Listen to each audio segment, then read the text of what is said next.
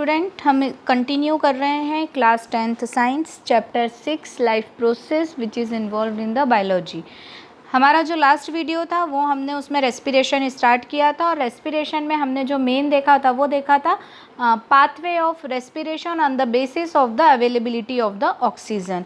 मैंने जो था ये वाला जो पोर्शन है ना, break down of glucose by the various pathway, ये आपको कल एक्सप्लेन किया था। अगर आपने ये नहीं देखा है तो आप हमारे चैनल ब्रिजेश बागड़ी पे जाके ये वीडियोस देख सकते हैं। और अगर आपको हमारे वीडियोस पसंद आ रहे हैं तो हमारे चैनल को लाइक, सब्सक्राइब एवं वीडियो को शेयर करें। साथ ही साथ बेल आइकॉन प्रेस करें ताकि आपको लेटेस्ट वीडियो की अपडेट जो है वो मिलती रहे। कल हमने देखा था कि जो भले ही पाथवे वेरियस तरह का हो, अवेलेबिलिटी ऑफ ऑक्सीजन पे, अब्सेंस ऑफ ऑक्सीजन हो, लैक ऑफ ऑक्सीजन हो, पर प्रेजेंस ऑफ ऑक्सीजन हो, तीनों ही कंडीशन में जो कॉमन थी वो थी प्रोडक्शन ऑफ द एनर्जी। जो बाकी के प्रोडक्ट्स थे वो अलग अलग थे, किसी में एथेनॉल बन रहा था, किसी में लैक्टिक एसिड और कहीं कार्बन डाइऑक्साइड, बट जो तीनों में कॉमन टर्म आई थी वो थी एनर्जी। तो एनर्जी जो है वो मेन प्रोडक्ट है रेस्पिरेशन का।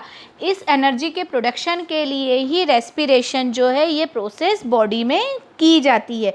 तो अब हम देखें आगे कि जो एनर्जी रिलीज़ होती है इन द सेलुलर रेस्पिरेशन में जो एनर्जी रिलीज़ होती है वो किस फॉर्म में होती है? एटीपी के फॉर्म में। उसे क्या बोला जाता है? एटीपी बोला जाता है। एटीपी का फुल फॉर्म होता है एडिनोसिन ट्राइफॉस्फेट। फुल फॉर्म क्या होता है? एडिनोसिन ट्राइफॉस्फेट, है ना। तो ये जो एटीपी है, ये इसी एटीपी से क्या होता है, बॉडी में एनर्जी या कोई भी काम करने के लिए जो रिक्वायर्ड एनर्जी होती है वो एटीपी के फॉर्म में ही आती है।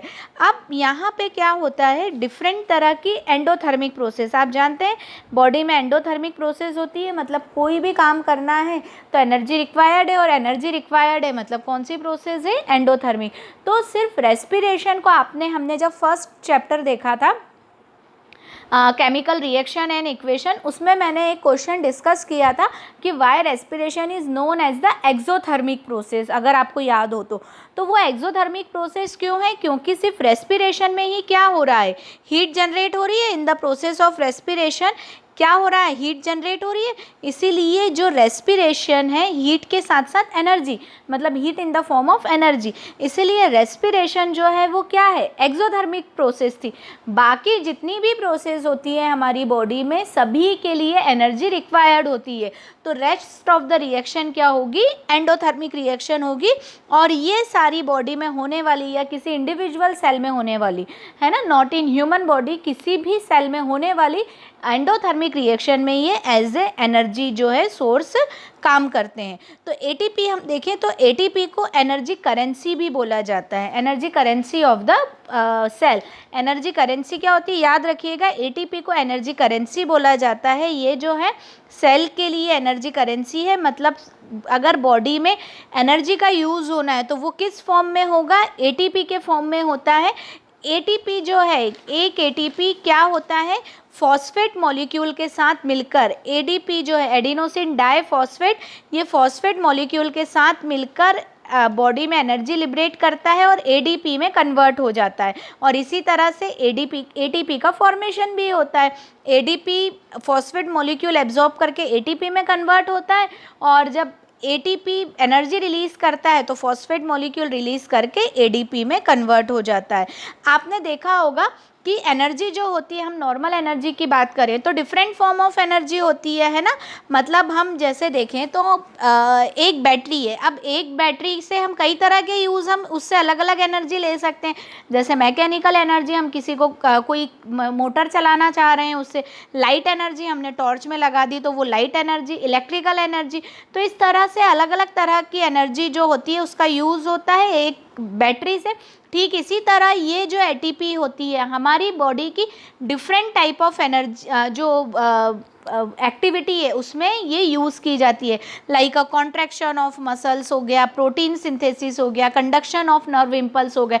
तो ये हमारी बॉडी में होने वाली डिफरेंट तरह की प्रोसेस है, और इन सारी ही प्रोसेस में जो वर्क कर रही है in the form of energy वो कौन करता है? एटीपी मॉलिक्यूल करता है। तो जिस तरह से एक cell different form of energy में यूज़ की जाती है, उसी तरह एक एटीपी मॉलिक्यूल या एटीपी जो होता है वो बॉडी के डिफरेंट प्रोसेस में हेल्प करता है। अब देखिए यहाँ पर जो है हमने देखा कि जो एरोबिक पाथवे था वो क्या था, किस पे डिपेंड कर रहा था? Aerobic pathway on the presence of oxygen पे। यदि ऑक्सीजन की क्वांटिटी अच्छी थी तो ऑब्वियस बात है कि यहाँ पर जो होगी प्रोसेस वो कौन सी होगी? एरोबिक रेस्पिरेशन होगा। इसी तरह प्लांट में भी क्या होता है? एरोबिक रेस्पिरेशन होता है। और प्लांट क्या करते हैं? स्टोमेटा में जो पोर्स प्रेजेंट होते हैं उसके थ्रू गैसियस एक्सचेंज करते हैं, और ये जो गैसियस एक्सचेंज होता है जनरली डिफ्यूज़न के थ्रू होता है ना। डिफ्यूज़न के थ्रू जो होता है ये गैसियस एक्सचेंज होता है। यहाँ पर क्या होता है कि एनवायरमेंटल जो कंडीशन है ना, एनवायरमेंटल कंडीशन में पे डिपेंड करता है। जैसे मान लीजिए डे टाइम में प्लांट फोटोसिंथेसिस करते हैं। अब डे में प्लांट फोटोसिंथेसिस करने के कारण ये खुद ही ऑक्सीजन काफ़ी क्वांटिटी में रिलीज़ करते हैं। तो at the day time the availability of oxygen या concentration of oxygen in the cell is more than environment, है ना। तो वहाँ पे उस वक्त क्या होता है, जो मूवमेंट होता है वो CO2 का अंदर की तरफ होगा और ऑक्सीजन का बाहर की तरफ होता है ना। मतलब उस वक्त जो होते हैं हायर कॉन्सेंट्रेशन सेल के अंदर होता है और लोअर कॉन्सेंट्रेशन बाहर होता है। तो उस वक्त प्लांट क्या करते हैं, ऑक्सीजन जो है जितनी ज़रूरत रेस्पिरेशन में होती है उतना यूज़ करते हैं, बाकी जो ऑक्सीजन है वो एनवायरनमेंट में इवॉल्व कर देते हैं, है ना, एनवायरनमेंट में डिफ्यूज़ कर देते हैं। But at the night time दरअसल होता है क्या है, प्लांट फोटोसिंथेसिस नहीं करते हैं, और उस वक्त क्या होता है, रेस्पिरेशन के लिए जो ऑक्सीजन का कॉन्सेंट्रेशन है वो सेल के अंदर कम हो जाता है। तो अब इन्हें ऑक्सीजन के लिए जो चाहिए वो क्या करेंगे, अब बाहर से फिर ऑक्सीजन लेते हैं। इसीलिए जो होता है रात के वक्त प्लांट ऑक्सीजन इनटेक करते हैं, है ना, बाहर से लेते हैं, और वही डिफ्यूज़न के थ्रू प्लांट के अंदर ऑक्सीजन आ जाती है। But at the day time plant जो है वो बाहर निकालते हैं ऑक्सीजन, है ना, रात में लेते हैं। और इसीलिए आपने सुना होगा कि ये बोला जाता है रात के वक्त जो है पेड़ के नीचे नहीं रुकना चाहिए या सोना चाहिए। तो वो उसका मेन रीज़न जो है वो यही है कि एट द नाइट प्लांट क्या करते हैं, ऑक्सीजन रिलीज़ नहीं करते हैं, वो कार्बन डाइऑक्साइड ही रिलीज़ करते हैं नॉर्मल रेस्पिरेशन के प्रोसेस जैसे, है ना। उस वक्त उनमें ऑक्सीजन रिलीज़ नहीं होती है, वो कार्बन डाइऑक्साइड ही रिलीज़ करेंगे। तो अगर हम पेड़ के नीचे सोए हैं या बैठे हैं तो हमें सफोकेशन जैसा लगेगा। क्यों? क्योंकि वो भी कार्बन डाइऑक्साइड रिलीज़ कर रहे हैं, हम भी कार्बन डाइऑक्साइड रिलीज़ कर रहे हैं, वो भी ऑक्सीजन ले रहे हैं, हम भी ऑक्सीजन ले रहे हैं। तो आसपास के एनवायरनमेंट में जो ऑक्सीजन की अवेलेबिलिटी है वो कम हो जाएगी हमारे आसपास, और फिर क्या होगा, हमें सफोकेशन लगेगा। इसीलिए जनरली बोला जाता है कि at the night time plant के नीचे नहीं बैठना चाहिए या नहीं रुकना चाहिए। तो यहाँ ये जो है मैंने प्लांट के बारे में बताया।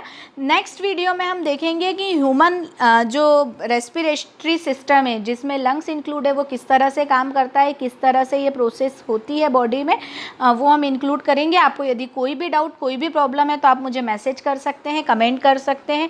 वीडियो को, ये लाइव प्रोसेस वाले वीडियो को ध्यान से देखिए, इंपॉर्टेंट टॉपिक है रेस्पिरेशन।